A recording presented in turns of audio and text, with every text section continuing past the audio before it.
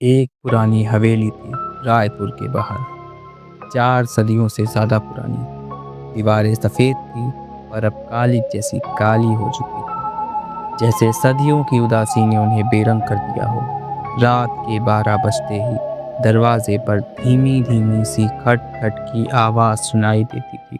उसी गांव में राहुल नाम का एक लड़का अपनी दादी के साथ रहा करता था।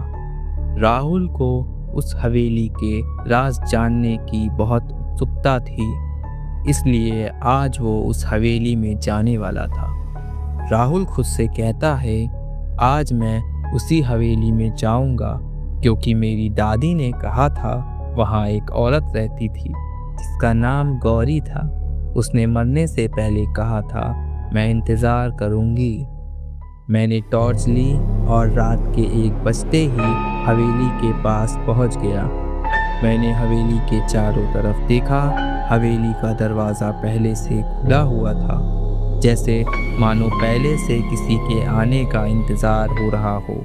हवेली के अंदर मैं पहुंचा और चारों तरफ देखा। अंदर हवा सूखी थी पर कहीं दूर से किसी की सिसकी की आवाज़ आ रही थी। मैं उसी आवाज़ की ओर चल दिया। सीढ़ियाँ टूटी फूटी थीं। मैं सीढ़ियों के सहारे ऊपर की ओर जाने लगा। ऊपर पहुंचा तो मुझे सामने एक कमरा दिखाई दिया। मैं कमरे के अंदर पहुंचा और चारों ओर देखने लगा। कमरे की एक दीवार पर एक दर्पण लगा हुआ था। मैं उसी दर्पण में खुद को देख रहा था, पर जैसे ही मेरी पलकें झपकी, मुझे दर्पण में एक लड़की दिखाई दी। वह मेरी ही उम्र की थी, पर उसकी आंखें बिल्कुल खाली थीं। मेरा हाथ पैर डर से कांपने लगा।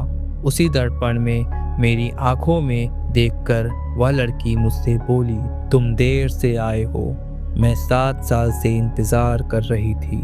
मैंने पूछा किसका? उसने कहा अपने पति का। उसने मुझे छोड़ दिया था आज ही के दिन, पर उसने वादा किया था वो वापस आएगा। फिर पीछे से उसने मेरे कंधे पर अपना हाथ रखा। उसकी उंगलियां ठंडी थी, पर छूते ही मुझे लगा जैसे मेरी सांसें उसमें घुल रही हो। मैं झटके से पीछे मुड़ा, पर वो गायब हो गई और कमरे का दरवाज़ा भी बंद हो गया था। तभी दर्पण में मैंने देखा कि मैं और गौरी हाथों में हाथ डाले खड़े हैं, पर मैं जानता था कि वो मेरी तस्वीर नहीं है। तभी कमरे में हवा थम गई। बिल्कुल शांत सा माहौल हो गया।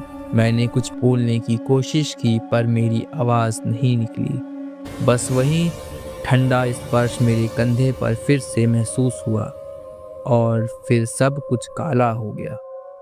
सुबह कोई नहीं आया, बस हवेली के बाहर साइकिल मिली।